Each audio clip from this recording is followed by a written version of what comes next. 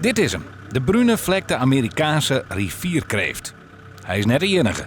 Er komen heel tijd meer van in Friesland. Liekers hier bij Jennewaard, zo verneemt visker Ale de Jager. Nou, dit is dus de grootste plaag voor ons, dat ze vasthouden in die voeten. Krijg je het er haast net uit, maar ze het gewoon hier voor je uit pakken. De populatie is de laatste 3 jaar 10 keer zo groot worden, zei de Jager. Een probleem, want het kost hem een soort tijd om de kreeften uit zijn voeken te krijgen. En een soort yield leveren hij ze net op. Ook begint het merk wel wat om te loeken. Dit formaat vangen we van hier of 3 waarom. Nou, en ze zijn al de helft groter. Die kreeften mijn best eten. Ja hoor, ik ga naar een restaurant vonden die wil ze graag hebben. En die vindt ze heerlijk. Het is wel bewerkelijk, heb ik het. Maar ze wordt al vermarkt. Dus als er bij een groothandel komt hier in Ljouwert, ik zeg geen naam nemen, maar daar is ze dus levend kebi. En daar willen ze dus ook al leveren, het Nederlandse product. Het wetterskip zocht de populatie van de nieuwere beste soorten groeien.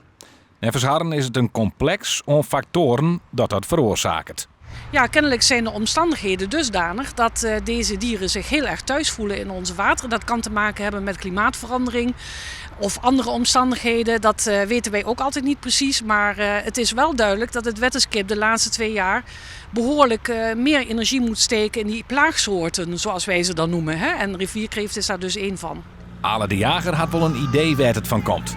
En wij zijn van mening van hoe helderder als het wetter maakt, hoe meer kreeften er komen. Dus net troststromen. Ze doen ons net als troststromen belemmeren hier op de sluizen en huppatee, dat is maar wetter dat maar terug Friesland pompt worden. En die gaat elke dag terug.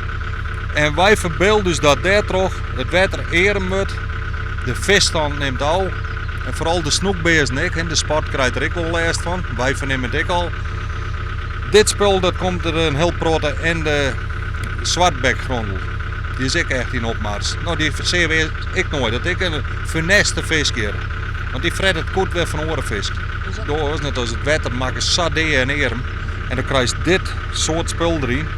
Ja, dat komt op hartstikke verkeerd natuurlijk. Dan ben je helemaal bezig om het ecosysteem stikkend te maken. Hij wil graag importeren met het wetterskip.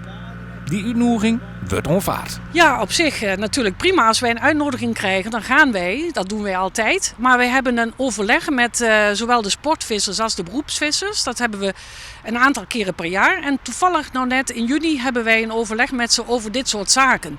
En zij zijn eigenlijk voor ons de schakel naar de beroepsvissers toe. En de schakel ook naar de sportvissers. En het is heel fijn dat we goed samenwerken en dit soort overleggen hebben. Maar als wij natuurlijk een uitnodiging krijgen van deze visser, dan gaan wij. Hoe het ook is, de kreeft lippert voort.